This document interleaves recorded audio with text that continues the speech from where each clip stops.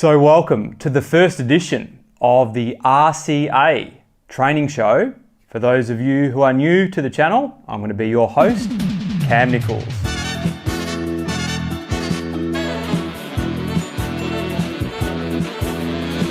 In this video, I'm going to share with you some footage that I captured when Caleb Ewan was recently in my hometown of Noosa in the Sunshine Coast during the professional off-season. For those of you who are not aware, Caleb is a professional road cyclist with Team Lotto Soudal and is arguably one of the best sprinters in the world. In this video though, we're not going to analyse his sprint position, which many do given the extreme nature of his aerodynamic position. Instead, we're going to watch the way he rides steady state with a goal of sharing some insights with you about how we should all be riding our bikes in training. But before we get into the footage, just quickly on the new channel format, which is starting today.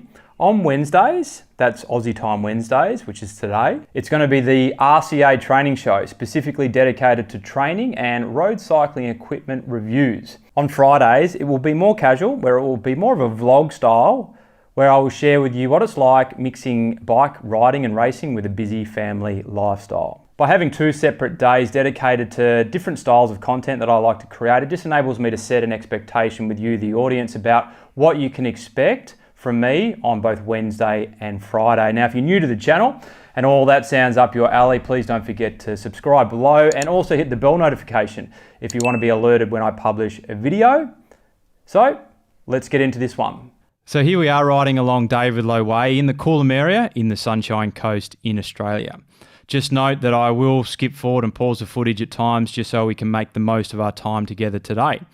Earlier on this day, we had ridden the Noosa Bunch Ride. It was a high intensity session where Caleb Ewan tore my legs off. Now I'll link to that video below, and also at the end of this video for those of you who might have missed it. It was one of my most popular videos ever actually. And following the bunch ride, we had a post-ride coffee, of course, and then after the coffee was completed, it was 3 hours steady on the cards for Caleb Ewan and another elite rider you'll see shortly, Freddie Ovett. So here we are rolling steady, and this is the purpose of the video today, to emphasise what steady state riding actually looks like. Aerobic, zone 2, base building riding essentially. For those who follow the channel, you will have seen me in the past sharing some footage with you of the way many road cyclists ride their bikes. Often many will go out and ride their bikes dictated by the terrain, constantly going into their upper end zones, riding up inclines, accumulating high levels of lactate in every single ride, free pedaling down undulating terrain, and ultimately missing out on focused base building riding. While I talk about consistent steady state riding all the time, I'm just some regular bloke who took up road cycling at age 28, worked my ways up through the grades in the local amateur scene and randomly started making YouTube videos in 2018.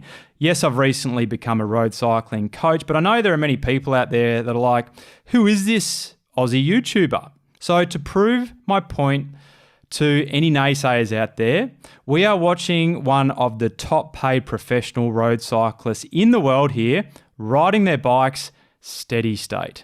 At times, Caleb will get out of the saddle to stretch his legs, but he's riding consistent pressure. I'd say mid to top end zone 2 for him. I say that because I rode next to Caleb for a while during this ride and I was pushing into my zone 3. However, I am 12 kilograms heavier than Caleb, 6 inches taller. So Caleb's 67 kilos and 5'5" according to Wikipedia. So that will ensure I have to work harder than him for the same speed. He's also a lot more aerodynamic than me. Also, Caleb would have a much higher FTP than me, so his zone 2 power would be higher than mine, and as a result, I'm pretty confident he would be mid to top end zone 2 for this specific steady state riding. Just watch how Caleb keeps a consistent pedal stroke, consistent power output, things you don't see Caleb doing. Randomly lifting the pressure without telling anyone, randomly free pedaling or reducing the pressure, randomly going off his line. It's just consistent, constant pressure on the crank. And let me tell you, if you ride this way for a number of hours, it gets very difficult, but it builds excellent conditioning. So what happens now when the terrain changes up and down? Here we are now on undulating terrain. Notice Caleb riding next to Freddie at the front, and they're still riding the same way. You are not going to see free pedaling down the hills and attacking up inclines, pushing out random 600 watt efforts or something ridiculous like that. It's the same consistent pressure all the time. Caleb's not letting the road undulations dictate what he does. It's steady state, base building, riding right here. It's volume in the legs. And I do really need to emphasize the pedaling down the inclines. I see so many cyclists, even down the slightest incline, they take the pressure off the crank and they free pedal.